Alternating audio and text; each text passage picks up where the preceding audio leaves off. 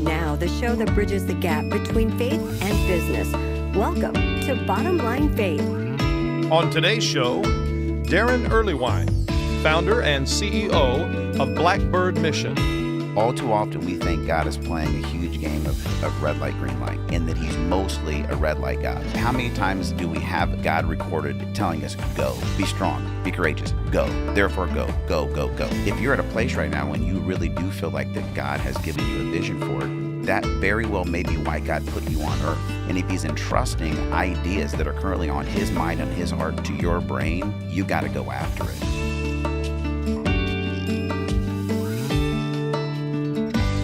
Well, hello, everyone. This is Ray Hilbert, and I am your host here at Bottom Line Faith. And if this is your first time joining us here, welcome aboard. And if you're a regular subscriber, we would like to welcome you back for another episode.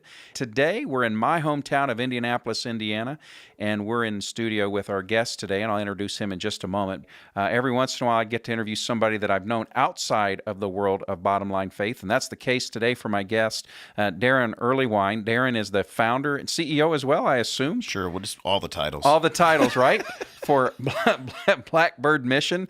And you can check out Daron and his work at blackbirdmission.com. That's blackbirdmission.com. And so we have on the program today speaker, radio program, podcast host, and entrepreneur Daron Earlewine. Daron, welcome to Bottom Line Faith. It's great to be part of the podcast. A little odd for me being on the other side of the desk, not hosting. So now I know why people feel nervous when they come in to do our stuff. Well, that's actually a great segue. Tell us a little bit about your podcast, about your program. We're going to get into the faith elements and Sure. all those things, but what is it that you're doing these days? Yeah, half the time I don't know. Yeah. It just seems like it just continues to evolve. And a couple of different things that we do that are part of Blackbird Mission. I do host a weekly 3-hour radio show on 99.5 WZPL, which is Indianapolis' #1 hit music station. So completely secular station.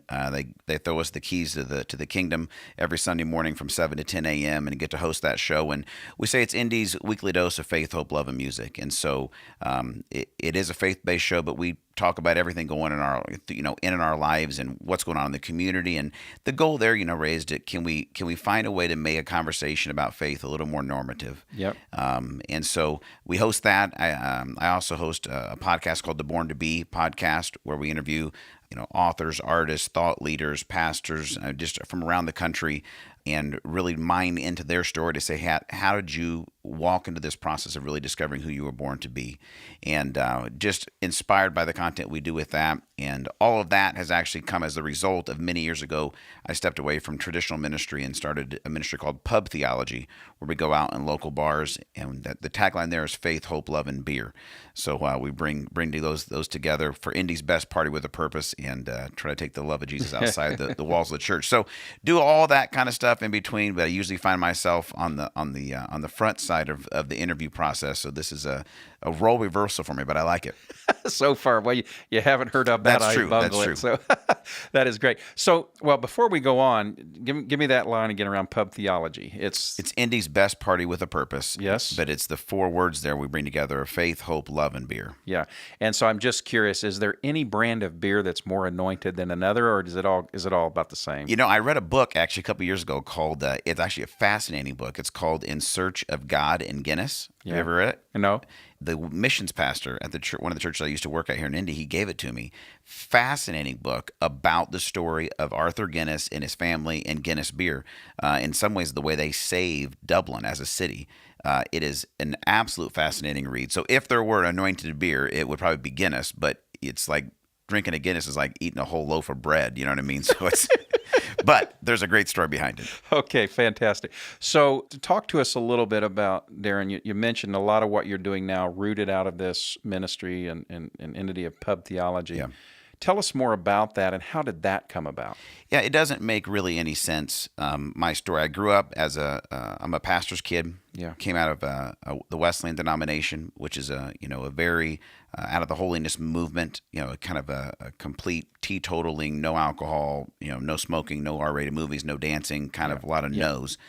And that was the context of Christianity that I grew up in. And so the fact that, for years now I've been known as quote unquote, like the pub pastor, is really odd to me, because if you would have asked me as a kid, would that be part of my journey? I would have said, there's no way that could be a part of my journey, because there's no way I could still be a Christian and be that guy. And so it's just kind of crazy to see the way that has evolved and the journey that God's taken me on to start Pub Theology, and now with everything else we're doing. But honestly, I think along the way, and I think one of the ways that God has used my journey is the fact that I've had to get over that hurdle myself. I think it helps me step into people's life with a little more empathy and go, hey, listen, like, I get how you could be at a place of thinking there's no way that God could fit into my context, to my story, because there was, a lot of times that I couldn't see that.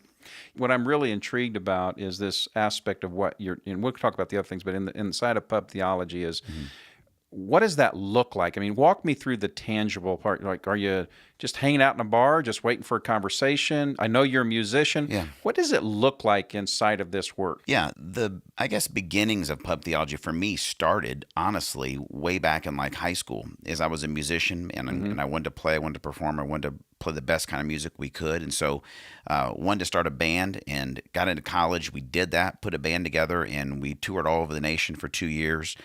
We'd play camps, churches, conferences, but then a lot of times on the weekend, my goal was to book us in bars all over the nation. And so we got a chance in those years to play the Whiskey A Go-Go in LA on the Sunset Strip, and bars all over Kansas City, Detroit, Phoenix. And it was in those moments where we would play our set of music, and we get done playing, and there were some dark bars we were in. I mean, Sunset Strip isn't exactly a great holy land of places.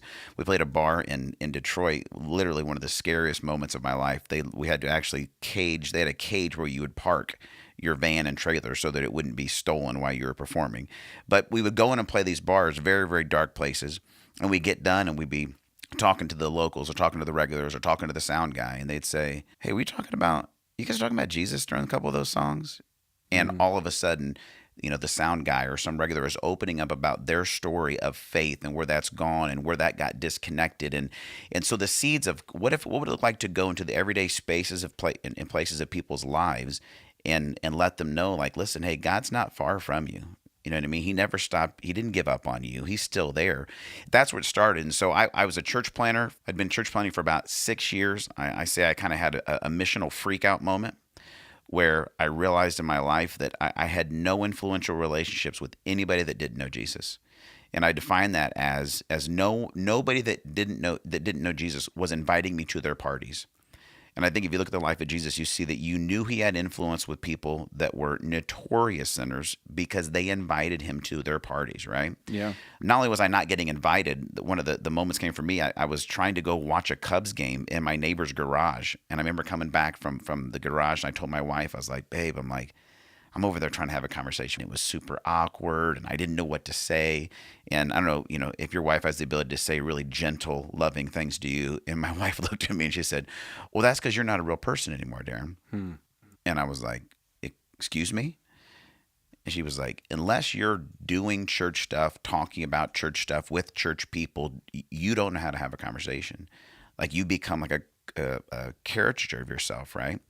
And that sent me on this kind of tailspin that ended up me drawing on some of those lessons of when we used to play in bars. Went on a missions trip to Bosnia, was over there for the first time overseas. We went to this dance club after we were in a coffee shop. We were rebuilding classrooms over there, and the missionaries were like, hey, you guys want to go see the culture here and leave no Bosnia? So we said, sure. And we went to this bar, and it was interesting to me, Ray, because here I am, first time ever overseas, and the 2 dance clubs in town were packed full of young adults. And I was like, man, the same thing happened in Lebanon. The same thing happened in every city in America. And the thought that I think God gave me, I thought was, if we could find a way to own the room, we could really make a difference in a lot of people's lives. And that was significant for me because I'd seen people doing bar ministry where they were the Christians in the corner doing a Bible study, and it was kind of weird. What I realized was the power of owning the room. If you give me a stage and I can entertain you, well, now you give me a couple thousand watts of a PA and a microphone. Well, now I own the room, and I can take you where I want to take you as far as a journey emotionally, the content, what we're doing. So that idea came. We came back, put a band together, started getting booked to play on a Wednesday night, And it just kind of evolved from there. Longer story rather than we have time for the podcast, but God opened a door to what we call a person of peace in this bar that we were at. He let us start this idea, and so the night has evolved. And basically, what we do is we're the entertainment for the night. So we bring live bands, comedy, giveaways. This summer, we're going to have a magician with us that's going to do some table magic at different places. So we're entertaining you, but we're always bringing what we call a compassion spotlight, either a local charity or a company, somebody that's come alongside and served their community in a way. And the idea there was we wanted to bring stories to the bar that introduce people to what I call. Actually, I stole it from Erwin McManus, but soul themes, themes that resonate in someone's soul, whether they have a relationship with God or not. And so these are themes like compassion, servanthood, generosity. If we tell stories that are going to awaken people's souls, even though they don't know why, I want to introduce them to their soul coming alive before we introduce them to Jesus. And so we'll do interviews with folks, games, giveaways, stuff like that. The band plays, and then I always do a thought of the night. So I put together a little 3-minute sermon that kind of brings together the theme of the night, and then we usually end the night with a text Q&A time where people can just text me questions about faith, hope, love, relationships, God, whatever. And I do my best to answer them live on stage. Wow. So, and then after we get done doing that, then the band plays for, another hour and a half, 2 hours, and we hang out and try to, meet people and build relationships. And so that's a long story to a really short question you had. That's great. And actually, I'm going to come back to it in just a moment about its kind of connection to our listeners here who are a lot of business owners and marketplace leaders. So I'm going to come back to the connection there, but maybe share one example, one story that stands out to you that like blew you away of what God did in the midst of one of these pub theology events. I can remember it was it was right around Christmas. It's been years ago, but there was a bartender at the main bar we were at, and she was there, for every pub theology every month and every week because she worked there. And she wasn't ever real nice to us. So I thought she hated us. Some days she'd be nice. A lot of times she wouldn't be. And so we got to the end of a night and got to the text Q&A portion of the evening. And she sent a question in, and it stopped me in my tracks. It said, what am I supposed to do with a relationship with God if I believe he hates me? And I realized that she had sent it. And it was in that moment that it became clear that I'm like, it hasn't been that she has hated us the whole time. To her, we represent a God that she thinks hates her. And so that night I said, and it was one of those cool moments where the Holy Spirit just kind of gives you a download of an answer, right? And I said, and it was anonymous. No one knew that she had asked the question. I said, if you're here in the bar tonight and you believe that God hates you, I was like, I want you to look no further than the story of Christmas. And this happened to be around Christmas time. I was like, if I'm the God of the universe that created and sustained it all, and I'm mighty and powerful and holy and all the things that you associate with God, and I'm mad at you, I hate you, I'm not going to show up on your planet in the most humble and vulnerable manifestation of humankind possible. Like the fact that God showed up as a baby lets you know that he came to say, listen, I want to make peace with you. I'm not mad at you. I don't hate you. And that started a dialogue. Afterwards, I came up to her and I said, I know you sent that text message. I was like, can we talk? And we ended up meeting a couple times for coffee. She started reading the Gospel of John, asking questions, putting that together. We got her connected to a local church here in town, and she started taking her daughter to church and growing in her relationship with the Lord. And so those are just those kind of cool moments. That's one that stands out to me. Oh, thank you. I know there were many more. We've talked in the past. Yeah. So I'd like to then now parallel this and what this aspect of your work with pub theology to a person who's listening to this who's in business and in the marketplace, because in essence what you're doing is you're bringing faith, Christ, into a broken place, a bar, in that case, right? It's very similar to the business person who has the opportunity to bring their faith and bring Christ into the marketplace, in deals, with vendors, with customers, and even with competitors. Maybe give some advice or some encouragement that if I'm a business person listening to this conversation with you right now, how would you encourage me to do what you've described you're doing with pub theology? Just change the context for me. What does that look like? I think it has to do with just being normal. And maybe this sounds weird, but I meet and see so many Christians that we get, like me with my neighbor. I was weird. I couldn't just hang out and have a relationship. Like, it had to be churchy. And and we have all of our dumb church words that we use that, are Christianese. And I started realizing, like, you've got to make your faith accessible to someone in your life. And so what I would say is, one of the things that we did with Pub that a lot of people don't know this about our story is we hung out in the bar, and we were pastors over, at that point. I was a pastor of the church that was across the street. We would have our staff meetings at lunch there in the bar. Now, we didn't come in and tell people, hey, I want you guys to know we're the pastoral staff of the church over here, right?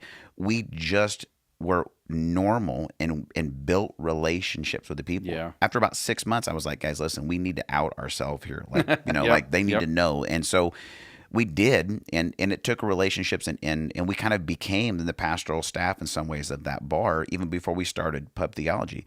And so I would tell somebody is don't miss the normal things of life. You don't have to come to work every day and hand out tracts. You know what I mean? You don't have to live by some slogan of a banner that's on your wall or something. Is look at your life. If you're a Christian business owner, is anyone inviting you to their parties? Is anybody inviting you, to go grab a drink after work? If they're not, then it could be that you're presenting an element of your faith that to them seems completely inaccessible. Yeah. And so I would say a part of it is just making that connection with Jesus as normal as it is, that it's a part of everything in your life. It's an everyday thing. It's an every space kind of thing. And so making it normative and making it accessible to people in your life. Because one thing that's blown me away, Ray, in all these years is I used to think that I was really committed to the mission of Christ. Like maybe I was more committed to it than he was. Because when I was a pastor and there was times I wasn't seeing people come to faith regularly at our church, I started to literally, some of my missional freakout moment was I began to think, I don't know if God still works on adults. Like, all the national stats, if you don't make a decision to follow Jesus by the time you're 18, you're not gonna. And so I started thinking, man, I don't know. Does Jesus still work on adults? Here I am busting my tail to do everything we can at this church. And Jesus, are you even out there doing your thing? And I can tell you now that I've stepped out of it into more of a marketplace space, and a lot of listeners are in that same space, I am blown away by how often now I'm bumping into work that Jesus has been doing long before I got there. But if I can build a relationship, if you can build a relationship with a coworker where your faith is normal, part of your life, I think you're going to be amazed at how active Christ is in his mission all around you. If you open your life up to him. I think it's very powerful, and I'd like to just maybe go one layer deeper on this conversation. Yeah. So, as an example, I personally do not drink any sort of alcohol. Now, I also see personally no problem with it from even a faith standpoint. Sure. I know the Bible is very clear on drinking under the point of drunkenness. Yeah. So advise me, if I'm a follower of Christ, how can I engage in those relationships in their space and in their world and in a way that doesn't cause me to stumble or sin or compromise? Again, mine's not even so much on a moral thing. I just don't do it. Yeah. And I don't like the taste of it, and et cetera. I'm just using that as an example. Yeah. But it's applicable to a business person. How do I enter into that world and be real, to your point, and yet maintain the purity of my faith and don't compromise who God's calling me to be? Does that make sense? Absolutely. I think that's the tension, right, of when the word talks about to be, in but not of. Yes. When Jesus says things like, hey, you need to be shrewd as a snake, but innocent as a dove. Yeah. And, in my opinion, and people, you probably have a bunch of listeners who are going to say his opinion's totally wrong, right? Mm-hmm. My opinion is that life is a lot more gray in these areas than black and white. It seems to me, as studying the life of Jesus, that, that he drank. I mean, his first miracle is ridiculous, right? It's the most socially irresponsible thing that Jesus could ever do. If any of us did what Jesus did in his first miracle, every church we go to would be up in arms and calling us the most irresponsible Christians possible. There's no way to define it other than that. Yep. They ran out of wine, and he made 120 more gallons of it. Like that story should have ended by Jesus being like, they've already been irresponsible. They've obviously drank too much. I will give them water, right? Or maybe some Gatorade because they need to sober up. He doesn't. He irresponsibly, in my opinion, makes more wine for these people. And that kind of thing has screwed my mind up sometimes to be like, what is Jesus doing, right? Yep. But I think there's a tension there. And so I think for some people, if you know that alcohol can be a problem for you, then you need to be as wise as a snake in that. You know what I mean? And as innocent as a dove. But if it's not, I'm amazed personally at within our culture, because it's different overseas, right? That's right. It's different overseas, so we have to understand our context. In America, I'm amazed that if you will sit down and have a beer with someone, and they know you're a Christian, they think that you don't drink, smoke, or chew, or date girls that do, right? That's your thing. That's what sets you apart as a Christian. In my opinion, is like, if we're saying that what makes you a follower of Jesus is that you don't smoke, chew, or drink, we have put the cookies aren't even on the bottom shelf. They're not even on a shelf. Yeah. Like, this is about a transformed heart from the inside out that has so much more to do than those outward things. I've just seen that if you can get into a space and say, hey, listen, let's embrace some vulnerability together, it makes a difference. So, I mean, I don't like to paint with enormous broad strokes. You have to be wise in yourself. Yeah. But if it's not a problem for you, if it's not a struggle for you, I think you'd be amazed if you just maybe started going to happy hour with some of the guys that you work with and having a beer and letting them share their story with you, how much you might find influence to see the kingdom of God come into their life. Yeah. But you got to be wise about it. You got to be smart about it. And so would you then take it to the point of we kind of know in our knower when we've crossed the line. Yeah. We can't enter into that sin. We can't, for example, I mean, I'm probably not wise if I'm going to go to the strip joint to witness to my coworkers, because then I've placed myself in a totally, I'm just asking if that's your viewpoint on that. Yeah, I mean, I think I've had people come up and that have been upset about pub, and they're like, so what's the next ministry? You're going to strip joint, and I'm and for me, I kind of want to come across the table at somebody for that, because it's like, no, like my wife might start a ministry to strippers, but there's no chance on planet Earth that as a man you're going to go into a strip joint and not have sinful thoughts. It's not wise. Yeah. So if we're going to stay what Jesus said and said, let's be wise and let's be shrewd. Well, there's no wisdom there. For my wife to do it, it's wisdom. For me to do it, not wise. That's fantastic. So I just think my thing about drinking is alcohol is very dangerous, and you need to be very wise with it. But I'm just amazed in the journey that I've been on. Traditional conservative Christianity in America, we are so passionate about our purity around alcohol, but we're not that concerned about gossip, slander, unforgiveness. We're surely not that concerned about gluttony. You know what I mean? And and it's like, we just got to be fair about it and realize that. And I think that's some of my passions growing up within, in a pastor's home and so deep in the church. It's like, I'm going to go to a church potluck where people are just absolutely gorging themselves in food. And then it's great. No problem at all. Yeah. And the issue here is not food. It's that you don't have self-control and you're self-medicating for whatever's going on in your life with the one acceptable Christian vice, which is food. Yeah, yeah. And feel justified to really feel bad about the neighbor guy who's doing that with Coors Light.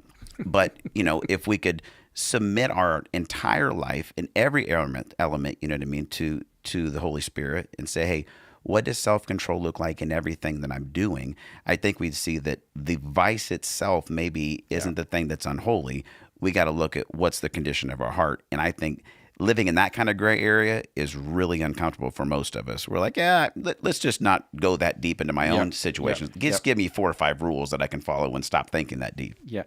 Thank you. That is really good. And I really don't want to make this whole conversation around an issue or a certain vice. It really is about the condition of the heart. And so if I'm a business leader, right, and I'm running a company or leading an organization, my thing may be greed. My thing may be I'm going to make a profit, and if I hurt people in the process, that could be my thing that I wrestle with, right? So you're an entrepreneur. You're a pastor from background, but you're really an entrepreneur at heart, right? Yeah. So what advice or encouragement would you have for someone who's listening to the program that maybe God's put a vision, because this pub theology thing, as an example, was something God put there, and you did something with it. Yeah. So what encouragement would you have for an entrepreneur who's got a vision, something that God's put in their heart, they're wrestling with, they're chewing with, and they're just not sure how to get it started? They're just not sure what to do next. Encourage us. I would say start, go. I think so often, one of the things I talk about often is I feel like all too often we think God is playing a huge game of red light, green light. If you guys remember that, from high Yes. school or Yeah. not high school, from elementary school, right? Where, Yep. you'd basically get ready to go. And if they would say green light, you could start running, and red light, whoever stopped last is out of the game. And I think too many of us think that God is playing a huge cosmic game of red light, green light, and that he's mostly a red light God. I don't think that's true. I think how many times do we have, God recorded telling us go, like be strong, be courageous, go, therefore go, go, go, go. And I think if you're at a place right now when you really do feel like that God has given you a vision for it, very likely, if you're in the business sector, you may be, it comes from Ephesians chapter 4, and this is a passage that completely changed my life, is you're very, very likely given a voice of an apostle. You're apostolic. The voice there is a pioneer. You're an innovator. You're a pioneer. You're apostolic. And in business, we call that an entrepreneur. But knowing that very well may be why God put you on earth. Yeah. And if he's entrusting ideas that are currently on his mind and his heart to your brain, you got to go after it. And so I would say find the next most logical or easiest step and just go. If you're waiting around for it all to make sense, it never will. But when you start that process and start bringing people into it and start, sharing the ideas, and default to yes. I've always told the Lord, Lord, this is a crazy idea, but listen, the deal is always yes. I'll do whatever you tell me to do. And, for me, it's changed and uprooted my entire life to continue to say yes to what he's doing. But if you've got an idea and you're waiting, don't wait. Default to go, start, do something with it. And so we talked a little bit inside of this blackbirdmission.com, which is your website, the pub theology piece.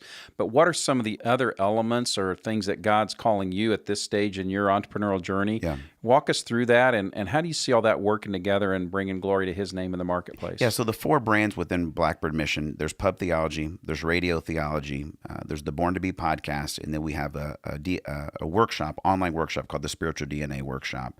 And so the mission of Blackbird Mission is to awaken individuals to become what they were born to be so they can live with peace, discover their calling, and create the future. And so everything we're trying to do and are doing with Blackbird is to awaken individuals to become what they were born to be. Part of that is me walking that out myself and seeing that God has called me out of the box of ministry that I thought I had to be in, and understanding, who I was born to be isn't a shepherd, nurturer, pastor. God has put me on earth to be an entrepreneur, an apostle, a pioneer.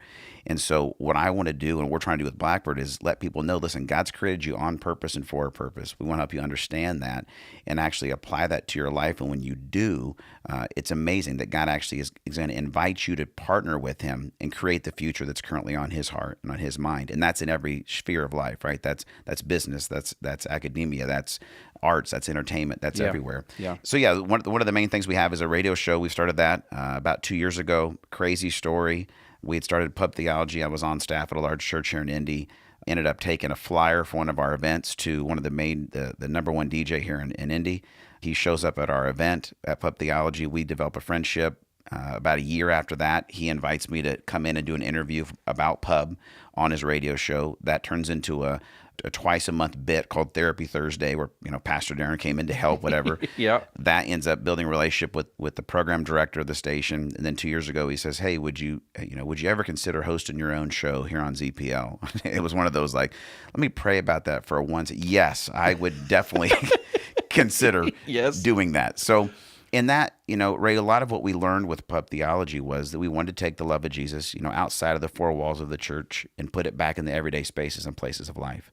And what God's opened the door for us to do with Radio Theology is we're literally riding shotgun with people in their car. It's a very, very intimate place to be in someone's car with them by themselves. You know what I mean? Yeah. The defenses are down. Yeah. The beautiful thing about radio is that, I'm talking to 60, 70, 80,000 people at the same time, but you don't know that. You feel like I'm talking right to you. Yeah. And so for us, we're training ourselves to learn to not talk to the crowd, but how do we talk to the individual and speak to where they're at in that. So we've got the radio show, and then the Born to Be podcast and the way they work together is we're hoping that we reach people through pub, we reach people through radio, and then as they get curious and say, you know what, maybe I was created on purpose. Maybe God is for me, not against me. Is we want them to listen to the podcast, to hear other stories of how God has worked in people's lives. And then when they're really ready to figure that out for themselves, want them to take and be a part of the Spiritual DNA Workshop. And we've seen over 3,000 people go through the DNA Workshop live or through the online course. I just got an amazing opportunity to take 122 high school students through it in the past 6 weeks. And so that's kind of the umbrella of everything that we're doing with Blackbird. That's fascinating to me, this whole taking the Spiritual DNA Workshop in with high schoolers. The timing of this recording is just, we're 4 days removed from a school shooting. Would you speak to what is it that we as entrepreneurs, we're problem solvers, right? As entrepreneurs, you're a problem solver. You see a need and you solve it, or you attempt to solve it.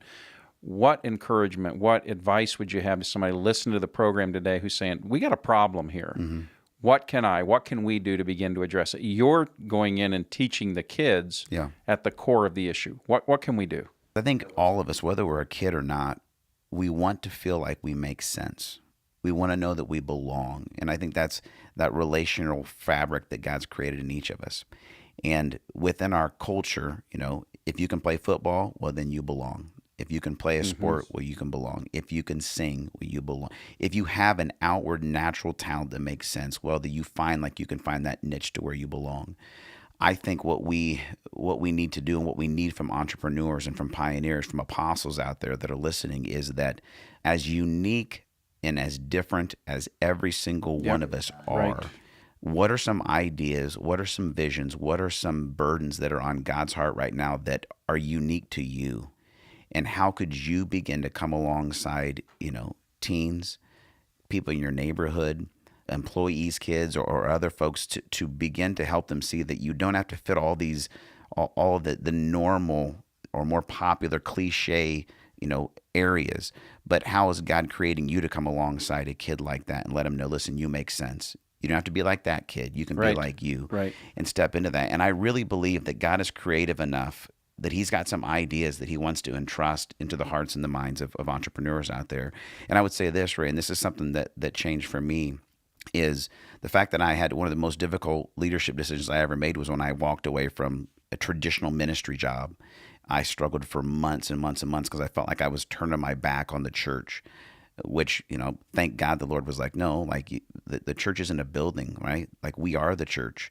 I didn't turn my back on Christ. I didn't turn my back on his people and what he's asking us to do and inviting us to do in the world. And so I would say for an entrepreneur out there to realize that listen, it may be outside the context of a church program. It might just be you and 2 or 3 other people. It's one of the things that I teach people in the Spiritual DNA Workshop, is that so often as entrepreneurs, we dream, and pioneers, we dream of how am I going to impact the lives of 2,000-3,000 or 200-300 people. But Jesus' economy, he came down and said, hey, if there's 2 or 3 of you, then we've got something we can work with. And so what I encourage somebody is ask God, give God access to your imagination and say, God, what could we dream up together that's going to make a difference for 2 or 3 kids? Yes. And what does that look like? And if you're smart enough to come up with a multi-million-dollar deal to make something happen, I guarantee you're smart enough to borrow one of God's ideas to make a difference for some kids. And I heard it said that, if each of us would just do for 1 or 2 what we wish we could do for all, that's the starting point, whether we call it the starfish story or whatever. But sometimes we get overwhelmed. It's such, whatever it is, it's such a big problem. It's such a big issue. But maybe it just begins with the reach out to one. So you might be a coach of a sports team right now, and you get that one kid that seems like an outlier.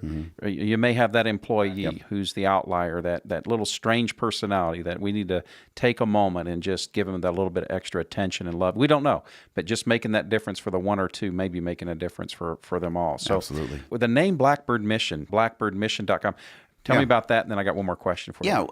It came from a buddy of mine. We were coming up with what we're going to call this thing, and he's a great creative guy, and we said, it came together from a couple different things. One, what we do is musical, whether it's through the radio or through the pub. And so we said, we love that Beatles song, Blackbird, right? And the hook there, right? Blackbird singing in the dead of night. Take these broken wings and learn to fly. And that, as a ministry, we want to be about taking people's brokenness and helping them really be redeemed and find that way to fly. The other part of it comes from, I love jets, and as a kid, I had a poster of an SR-71 Blackbird spy plane on my wall as a kid. And so a lot of what we do with Blackbird is we want to be off the radar.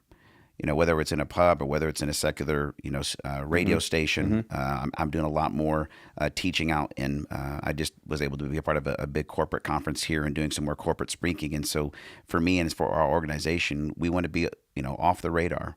And so we're able to, I guess, infiltrate, some enemy lines and take the, the faith, hope, and love in Jesus to that. So that was part of it. Then there's another part of it is 1 Kings 17. There's a place where Elijah is out in the desert, and the ravens and blackbirds bring him provision to keep him alive. And so that's a part of what we want to do too, is to bring God's provision for people, into desert places. And so, and it just kind of sounds cool. So that's a really cool name with a lot of meaning behind it. That's fantastic.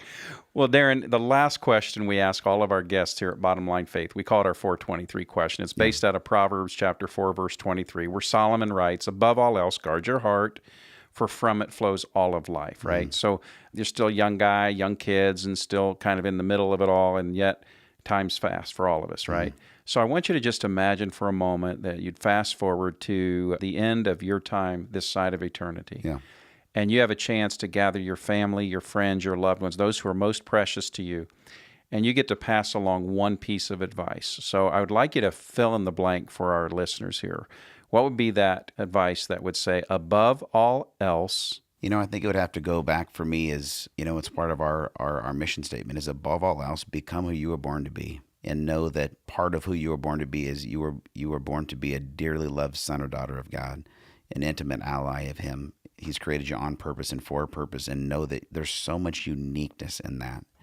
And so I think that would be above all else. Yeah, become who you were born to be and realize that there is a uniqueness in you. There's a unity in all of us in the body and the way we fit together. But if you'll seek out what it means to be with Christ in the unique way that He's created you to serve alongside and partner with Him, the life of peace, the life of purpose, the life of passion that lies on the other side of that, that's worth living and dying for. That's great stuff. Daron, thanks for being on the program. Oh, it was my honor. Well, folks, check out Daron Earlewine. His website, again, one last time here is blackbirdmission.com. We've learned who he is, what he's doing, why he's doing it, and then it's more than a really cool name. There's actually a lot of substance behind that at blackbirdmission.com. So another great episode here at Bottom Line Faith. Really unique context today. Really unique challenges that Daron has brought to us as far as we all have a different environment that God has called us into, whether it's, formal church ministry, as was his background, but then God calling him out into the marketplace in some of the darkest, most broken environments. And that's where we all live, in the marketplace, is out where the unchurched are, out where those who are not in church on Sunday morning and not in the Bible studies, our customers, our employees, and our vendors. And God has given every one of you who are listening to this program right now a very unique mission field. And so I really hope that you're encouraged and challenged by Daron's message today. Check out the website, bottomlinefaith.org. Become a regular subscriber if you're not. Also, please go online and give us some reviews on the program today. That is how we can get the word out. That's how we can gain more subscribers. And so please offer your reviews. Kind reviews only. Give us 4 and 5 star. Daron and I are laughing about that. But no, in all seriousness, we treasure your reviews on these conversations. So until next time, I am your host, Ray Hilbert, encouraging you to faithfully serve the Lord every day in the marketplace. See you next time. Bottom Line Faith is brought to you by Truth at Work.